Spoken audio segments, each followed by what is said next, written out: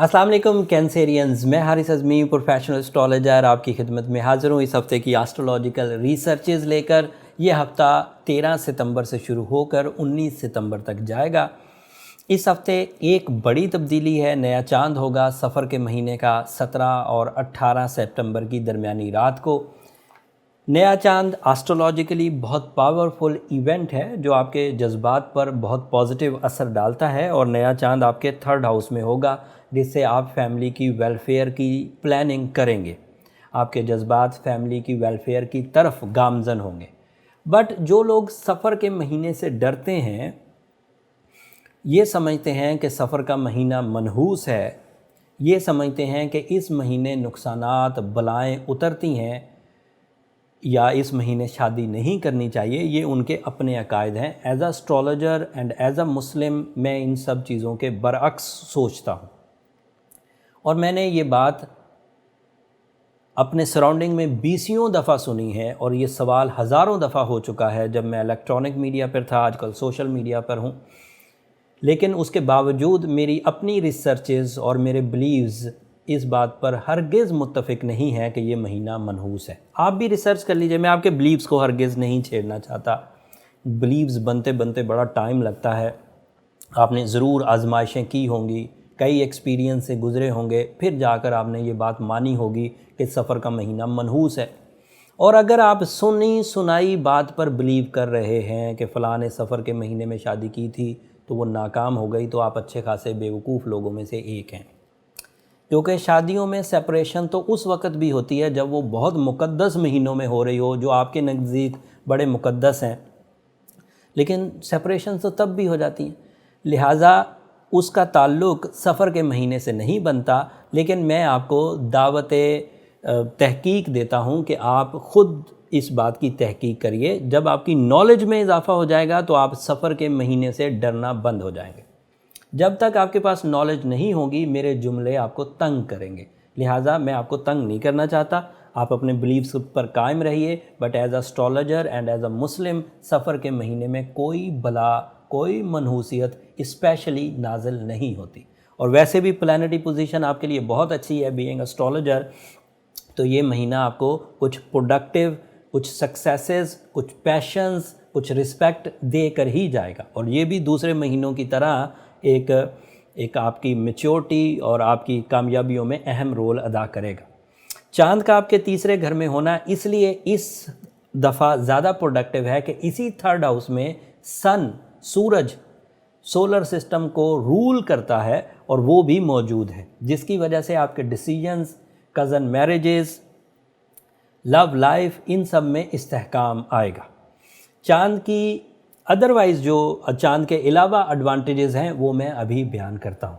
Venus आपके 2nd house में इस वक्त पूरी आबोताब से आपको सपोर्ट कर रहा है। 2nd हाउस मटेरियल एडवांटेजेस का एंगल है। यहाँ पर अगर फ्रेंडली प्लैनेट्स हों तो source of income development expected होती है, और बड़े वाज़े और पॉजिटिव असरात आते हैं ज़रिए माश पर और माली फ़वाइद पर। एंड वीनस का वहाँ पर होना पार्टनरशिप्स वाले कारोबार के लिए, सियासतदानों के लिए, खिलाड़ियों के लिए, आर्टिस्टिक एबिलिटीज़ रखने वाले कैंसेरियंस के लिए बहुत पॉजिटिव है। वीनस के 2nd हाउस की पॉजिटिव पोजीशन आपके वक़ार में भी इजाफ़ा करेगी, शान व शौकत में भी इजाफ़ा करेगी। मार्स आपके 10th हाउस में रेट्रोग्रेड है, एंड ये अच्छी फॉर्म नहीं है। 10th हाउस का लॉर्ड है आपके लिए, ये एरीज़ हाउस में ही रहते हुए आपके 10वें घर, आपके करियर में 9 सितंबर से रेट्रोग्रेड चल रहा है। अब ये कुछ हफ्ते रेट्रोग्रेड रहेगा, तो ऐसे कैंसेरियंस जो अब सेल्फ एम्प्लॉय हैं उनके लिए इतनी ज़्यादा परेशानी नहीं होगी, क्योंकि उनको अपनी विल, अपनी स्किल्स का डायरेक्ट रिवॉर्ड मिलता है। बट जो एम्प्लॉय कैंसेरियंस हैं उनको अपने कैरियर साइड पर कुछ थ्रेट्स आ सकते हैं। लोगों का उनकी बातों से मुत्तफिक ना होना, उनका ख़ुद भी अपनी ज़ात पर भरोसा थोड़ा कम हो जाना, एतमाद में थोड़ी कमी आना, फिर उनकी करेज में थोड़ी सी कमी आना, एंड अदरवाइज़ भी उनके ऊपर गम या उदासी के बादल मंडलाते रहना। This is a possibility, but ये सेंसिटिव कैंसेरियन के साथ ज़्यादा होगा। स्ट्रॉन्ग कैंसेरियन इससे बचे रहेंगे। एंड फिर मैंने पिछले हफ्ते ये भी बयान किया था कि जुपिटर आपके 7th हाउस में 13 सितंबर को क्योंकि डायरेक्ट हो चुका है, उसके डायरेक्ट होने से जितनी हमें बूस्टिंग मिलेगी, जितनी हमें लक सपोर्ट मिलेगी, टाइम बिहेवियर सपोर्ट मिलेगी, उससे ये मार्स की जो कमी है ये किसी हद तक रफ़ा हो जाएगी, तो हमें ज़्यादा प्रॉब्लम नहीं आएगी। लेकिन जो बंदा किसी मर्ज़ में मुब्तला हो, बीमारी में मुब्तला हो या किसी साइकोलॉजिकल सेक्टर में सेंसिटिव हो, उसके लिए फिर ये दीगर सपोर्ट्स इतनी मददगार साबित नहीं हुआ करती, वो नेगेटिव साइड को अपने ऊपर हावी कर लेता है।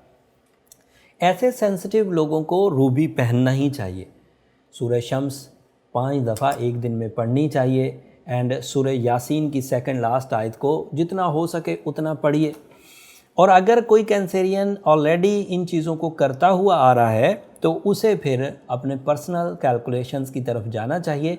उस पर्सनल कैलकुलेशन से उनकी रियल फाइंडिंग्स हो सकेंगी कि उन्हें प्रॉब्लम है किस सेक्टर में, उनके साथ ये वाली सेंसिटिविटी क्यों ज़्यादा है आम लोगों से, तो फिर वो उसको ट्रीट भी कर सकेंगे। And you know being a professionals उनको अदरवाइज़ भी कोई प्रिस्क्रिप्शन मिल जाएगी।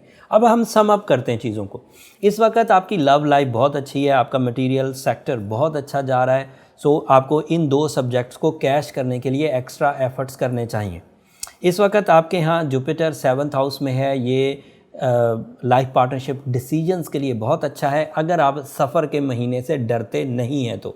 अदरवाइज़ आप डरे डरे रहेंगे सफ़र के महीने से और शादी का डिसीजन नहीं ले पाएंगे, जबकि मैं इसके बरक्स आपको इत्तला दे रहा हूँ कि सफ़र के महीने में भी जुपिटर की सपोर्ट और अल्लाह की नेमतों से आप फैज़याब हो सकते हैं। सफ़र के महीने में कोई नहुसत नहीं होती।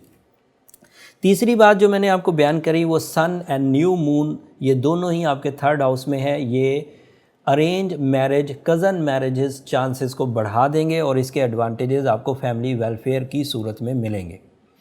वीनस के अच्छा होने की वजह से हर ही आर्टिस्टिक कैंसेरियन को फ़ायदा होगा, स्पेशली एक्टर्स को, डिज़ाइनर्स को, हाउसवाइफ्स को, पार्टनरशिप्स के कारोबार वालों को, सियासतदानों को।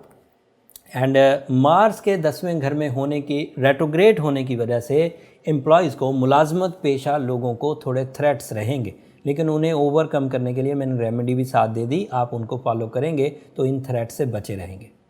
ये इस हफ्ते की इन्फॉर्मेशंस थी कैंसेरियंस। उम्मीद करता हूँ इससे आपको इन 7 दिनों को समझने में, टाइम बिहेवियर्स को समझने में मदद मिली होगी। फिर भी अगर कोई टॉपिक मैं डिस्कस नहीं कर सका तो कमेंट्स में इजहार कर दीजिएगा, मैं अगली वीडियो में उसको डिस्कस करने की कोशिश करूँगा। अगले हफ्ते सूरज अपने 30 दिन पूरे करके 22 सितंबर को हाउस चेंज कर देगा। एंड सूरज जब भी हाउस चेंज करता है पूरे ऑर्बिटल मूवमेंट में नई जिद्दत पैदा हो जाती है। वो तफसील कि आपके जायचे पर या आपकी ऑर्बिटल मूवमेंट पर, स्टार व्हील पर सूरज की नई पोजीशन आपके मामलात पर क्या असर डालेगी, तफसील अगले हफ्ते बयान करूँगा। तब तक के लिए इजाज़त दीजिए। जाते जाते मेरी 2 दरख्वास्तें हमेशा की तरह कैंसेरियन, वो मत भूलिएगा। एक तो हमें अगर इन एफ़र्ट्स के इवज़, इन एफ़र्ट्स को आप कुछ भी क्रेडिट देते हैं तो हमें अपनी दुआओं में ज़रूर याद रखिएगा। आपकी दुआएं हमारे लिए इस दुनिया और आखिरत का सबसे कीमती सरमाया है। चैनल को भी ज़रूर सब्सक्राइब कर लीजिएगा, आपकी सब्सक्रिप्शन से हमारी हौसला अफजाई हो जाती है। एंड आपकी यही हौसला अफजाई की वजह से हम लोग इस वक्त पाकिस्तान में सबसे बड़ा astrological forum, professional astrology forum को रन कर रहे हैं। तो सब्सक्राइब ज़रूर कर लीजिएगा। अगले हफ्ते तक के लिए इजाज़त। अल्लाह ने के बाद।